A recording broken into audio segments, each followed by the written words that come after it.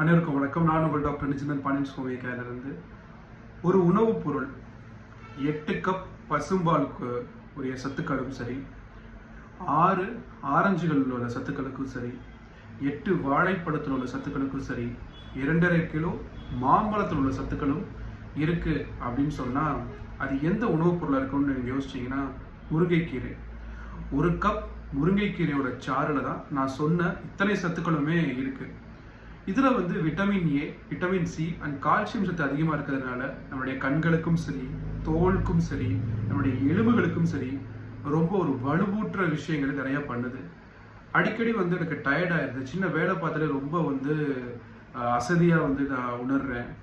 கீழே விழுந்தாலே கை காலில் முறிவு ஏற்பட்டுருது, ரத்த சுவை இருக்குது அப்படின்னு இருக்கிறவங்க தினமுமே இல்லை ஒரு நாள் விட்டு ஒரு நாள் முருங்கை கீரை சாறை காலையில் உணவோடு சேர்த்து பருகிட்டே வரலாம்.